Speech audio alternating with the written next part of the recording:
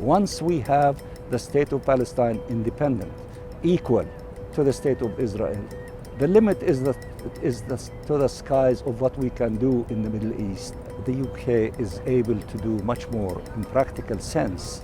There is no silver bullet in this issue. Netanyahu is not going to be successful to terrorize all of us. Thanks for talking to ITV. Obviously, yesterday, Sunday, there was this big announcement from the British, the Canadians and the Australians. What's your reaction to that? And, is that just a starting process for you? Well, we are grateful that this decision has taken place on Sunday.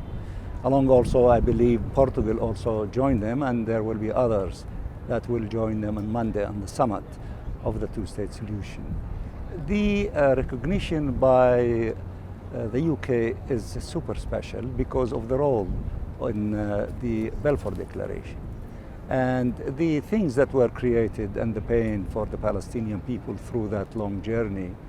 The recognition is an acknowledgement, a step in the direction of trying to fix things in the proper way, to recognize the rights of the Palestinian people to self-determination, statehood, and the right of the refugees.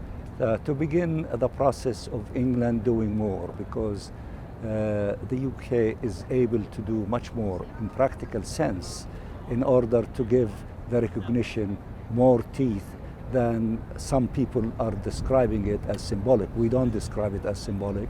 It is historical.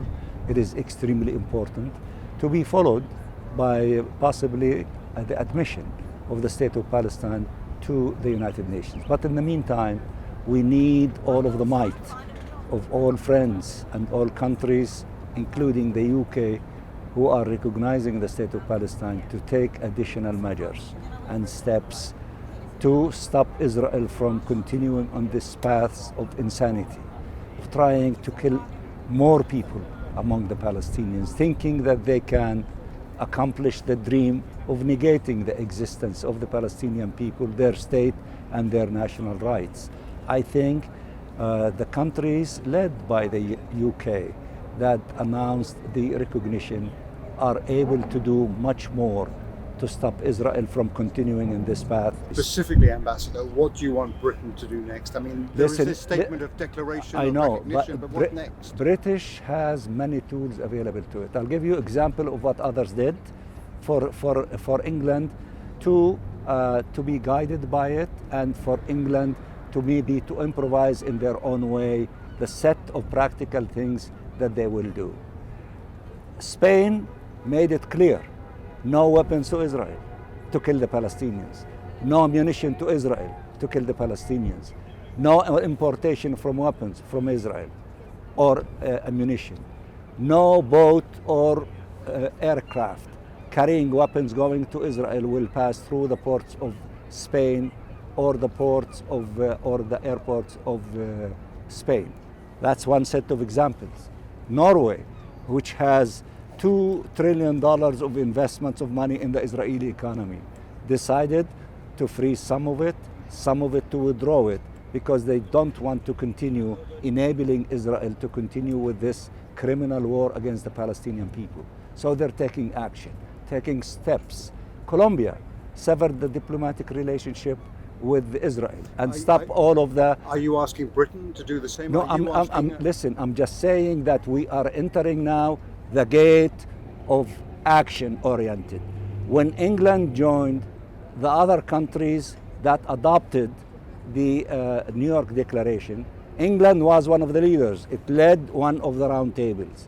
The 19 of them, they put on the table of the General Assembly the Declaration and the Annex. In the Declaration and the Annex and the concept paper from the beginning of the exercise almost a year ago, it said this process is action-oriented, not reaffirmation of principles, that each country in its own national capacity and group of countries collectively, we need to do things in order to force Israel to stop this criminal action against the Palestinian people, to have peace, to stop the war and to allow for the two-state solution to become a reality. That's all I'm saying. I am not in the place of England to tell them what to do. They know what to do. What is your reaction, Ambassador, to Israel's claim that this recognition is absurd and rewards terror? You know, actually, in the issue of that this is rewarding terror, he is, insane. The UK government is rewarding terror. The government of Canada is rewarding terror. The government of France is rewarding terror, and Australia and the list. He's insane for saying these things. He is losing his mind. He is acting like all those dictators and criminals that at the tail end of their insanity, they doubled down and they started attacking everyone, including their friends and their enablers. If it wasn't for the UK, Israel would not have been a state and created in the first place. If it wasn't for France, Israel would not have a nuclear program and would not have survived the first 20 years of its life. Now those who allowed you to be what you are, now they are your enemies, and they're rewarding, terror. Nobody would buy this kind of insanity. He's losing his mind. And as I said, in the case of South Africa, at the tail end, nobody stood with the white minority regime, and it caved from within and accepted to negotiate the end of apartheid with Nelson Mandela. The UK and the United States were among the last countries that also came to that conclusion. I think history is repeating itself. Netanyahu is not going to be successful to terrorize all of us, blackmail all of us, including his closest friends, thinking that they will change their mind. They see where history is going. They're joining the trend of history, and they are trying to convince him, as friend to him and to Israel, to abandon these insanity policies and to come to their senses and to end this occupation and let the two-state solution to become a reality.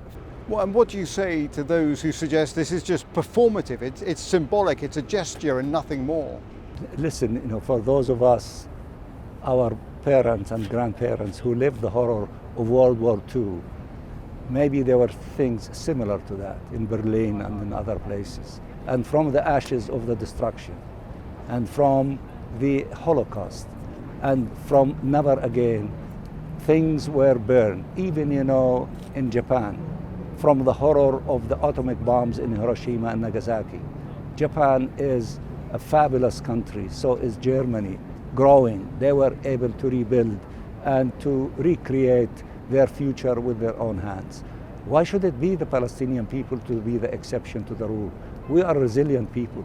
And there are those who will say, Ambassador, that out of the rubble of Gaza, out of the settler violence on the West Bank, there's no meaningful Palestinian state to be recognized.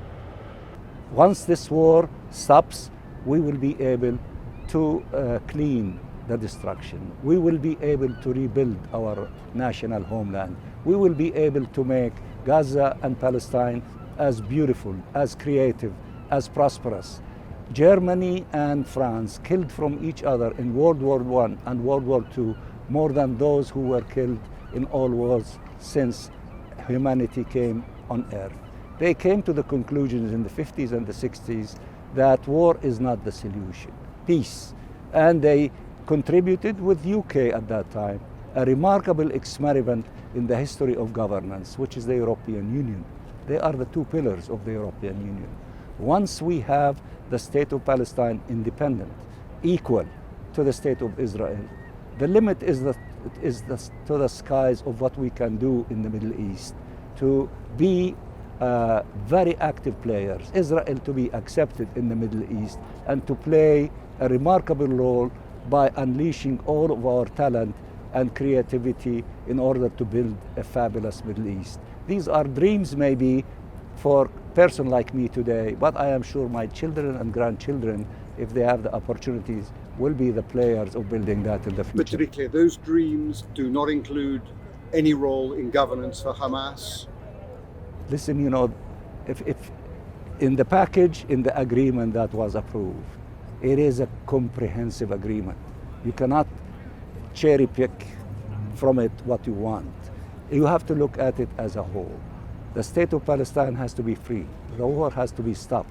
The starvation has to be stopped. The Israeli forces need to be withdrawn. Hamas said it is not going to govern Gaza anymore. And also, once the Palestinian National Authority, the legitimate government of the Palestinians accepted by the whole world, is running all parts of the state of Palestine, including the Gaza Strip, and the security forces are in charge of the security issues in all parts of the state of Palestine, then there will be no need for weapons of any militia in our country. But these decisions for the Palestinian people to make them, not to be imposed on them by anyone. In addition to all of that, our president sent letters to the Prime Minister of the UK, to the President of France, to the MBS, and to many others, in order to assure them that Palestine is ready and willing to do whatever it takes to stop this hell imposed on our people in Gaza, to have peace, to allow for a ceasefire to take place, humanitarian assistance to reach people, to save the lives of our children and our women and our people, and therefore to allow the horizon of hope to flourish